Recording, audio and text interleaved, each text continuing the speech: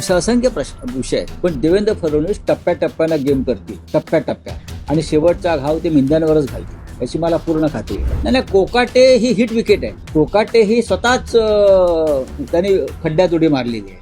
राऊत, एका बाजूला माणिकराव कोकाटे यांचं मंत्रिपद जाण्याच्या वाटेवर असताना दुसऱ्या बाजूला धनंजय मुंडे हे स्वतःच्या मंत्रिपदासाठी फिल्डिंग लावतायत असं दिसतंय. काल अमित शहाची दिल्लीत भेट घेतली आहे. नाही, अमित शहा पटेल आणि त्यांची जे बाकीचे वरिष्ठ नेते त्यांना देखील न सांगता ते अमित शहाकडे गेले अशी देखील माहिती. नाही, असू शकेल. अमित शहा हे पक्ष फोडण्यामध्ये पटाईत असतात, माणसं फोडण्यात, सत्तेचा वापर करून आमिष दाखवून.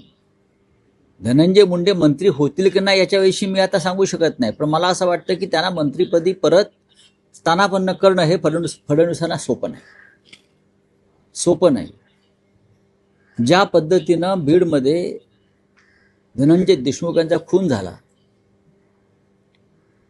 आणि त्याच्यामध्ये संतोष देशमुख, आणि त्याच्यामध्ये मुंडे यांचं समर्थन असलेल्या गुंडांच्या टोळ्या सहभागी होत्या.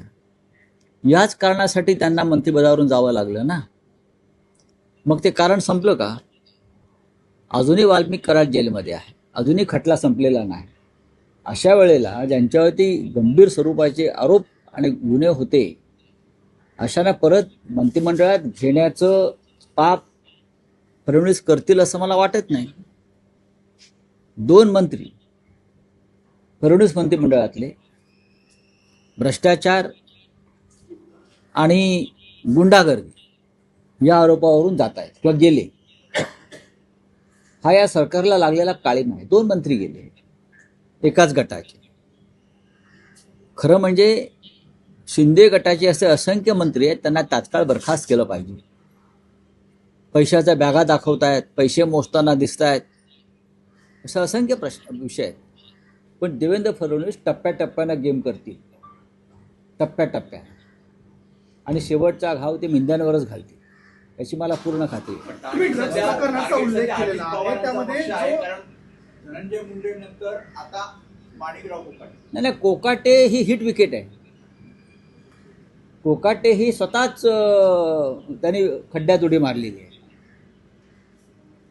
तर त्यांची केस आपण पाहिली, सदनिका लाटण्याची खोटी कागदपत्र देऊन, ती आताची नाही आहे ना, फक्त योग्य वेळी ती बाहेर आली.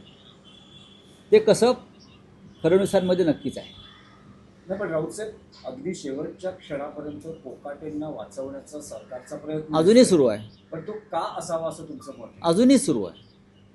आम्ही भ्रष्टाचारांना पाठीशी घालतो आणि शेवटपर्यंत त्यांच्या पाठीशी उभे राहतो हा संदेश त्यांनी दिला. त्याच्यामुळे सर्व भ्रष्टाचारांनी, जे आमदार खासदार नेते आहेत भ्रष्ट, त्यांनी आमच्या पक्षात यावं, तुम्हाला पूर्ण संरक्षण मिळेल, हा तो संदेश आहे. तसं नसतं तर अमित शहा काल धनंजय मुंडेंना भेटले नसते. अमित शहा काल धनंजय मुंडेंना भेटले, हा सुद्धा तो संदेश आहे. काही करा आणि आमच्याकडे या, आम्ही तुमच्या पाठीशी आहोत. हा संदेश महाराष्ट्रात फडणवीस देत आहेत, हा संदेश दिल्लीमध्ये अमित शहा देत आहेत.